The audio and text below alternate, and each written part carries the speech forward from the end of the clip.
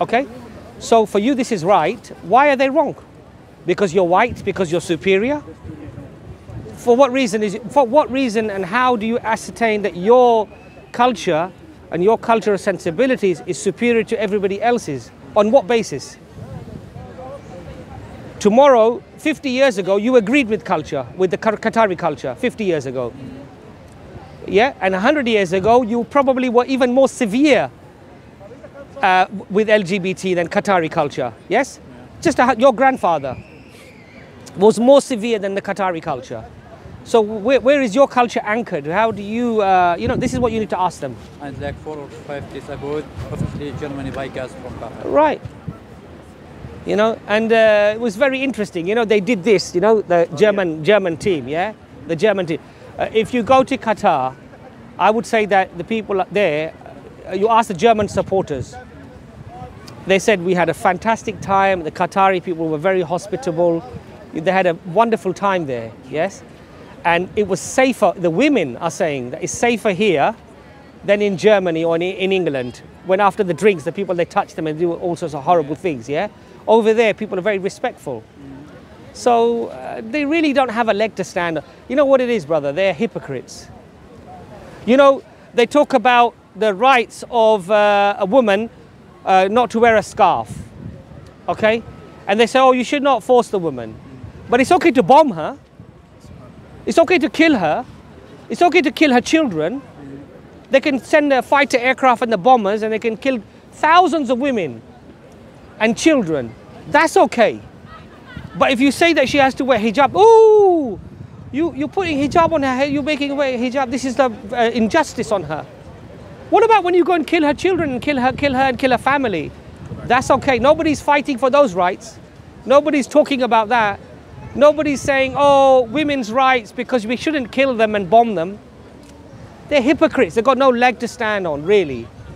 They're just hypocrites, really, literally. The last time I remember when England hosted the World Cup in 1966, homosexuality was illegal.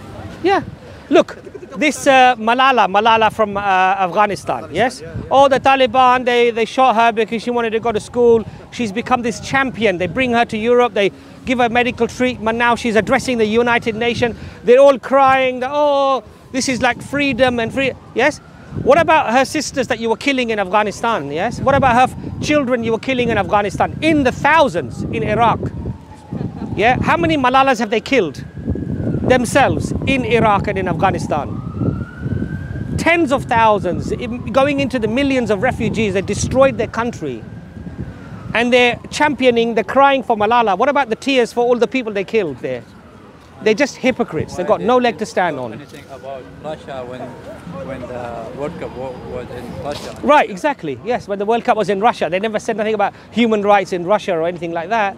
Yeah, they're just hypocrites. They've got no leg to stand. Look, I'm not saying that you shouldn't call out any oppression anywhere in the world. If somebody is being oppressed, yes, you have to call it out. But if you only call out some oppression, and you yourself are a zalim, you create zulm in the world, you're killing millions of people. You know, your World Bank, the IMF, are starving people around the world, right? Because of your economic benefit. Yeah, you have economic hitmen.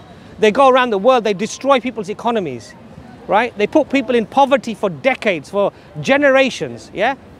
Where are the tears for those people? Where are the human rights for those people? It's okay when they're filling our pockets. Yeah, everybody's crying about, oh, you know, the labor, they're only being paid $1. Everybody, I shop at Primark sometimes. If you're buying a t-shirt at Primark, you're supporting child labor, whether you like it or you don't. That's the reality.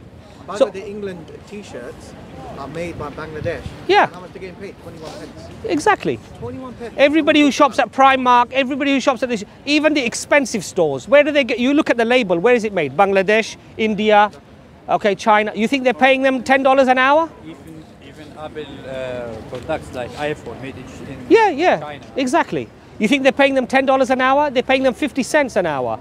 Yeah, we're all buying those shoes. We're all buying those t-shirts and those clothes, right? From the same labor that they're claiming is an injustice because of, you know, Qatar is doing it or this. It's a hypocrites, really. Wallahi, these are hypocrites. You know, unfortunately, when you are yourself morally bankrupt, the easiest thing you can do is you could point fingers at everybody else. And so this is what they do. They point fingers at everybody else. I'm not saying that England is not a beautiful country. It's a beautiful country. I'm not saying that it hasn't got beautiful things here. There is justice here. There is fairness. Look, we have Speaker's Corner. I can come here, I can say what I like.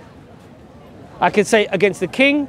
I can say against the government. I can say against other people. Okay, this is free. Yes, I agree.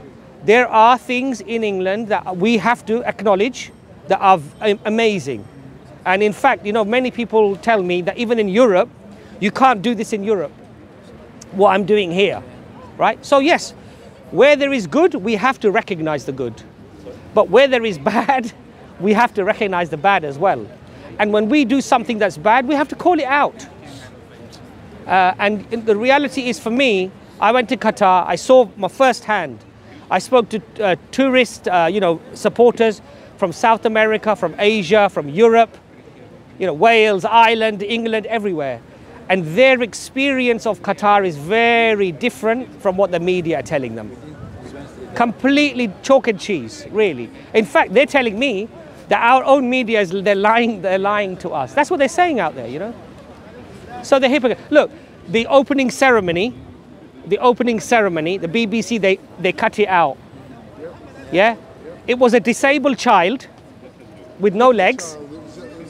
Well, it was a young man. Half of his body was missing. And he interacted with Morgan Stanley. And he read a very small, Morgan Freeman, sorry, Morgan Stanley. It's a company.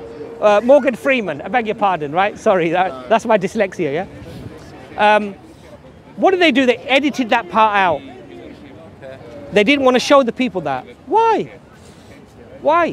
Because one verse of the Quran, why? Because they're threatened. They don't want positive aspects of Islam to be promoted around the world because they want to create this illusion, Muslims being backward, being unsophisticated, uneducated, and that Islam has nothing to offer. But the societies here are disintegrating. The society in Western Europe and in America are disintegrating. Why? Because materialism is the God. The new God is materialism. And the drink and the drugs are ruining society. And Islam is the only religion that has a solution for stability, for cohesion, and to solve the problems of society that we have today. Only Islam. And they don't want this. But look at the beauty. The more they struggle to try to defame Islam, the more Islam is growing. The more they try to oppress it and suppress it, the more Islam is growing. And it's growing within the educated people, the young people around 27 years old, and 72% of the converts to Islam are women. But aren't you mixing religion with politics? Because how? Come forward. What's your name, brother? I'm Afonso. Very nice to meet you. What's your name? Afonso. Afonso? Yes. Where are you from, sir? I am from Lisbon. Lisbon.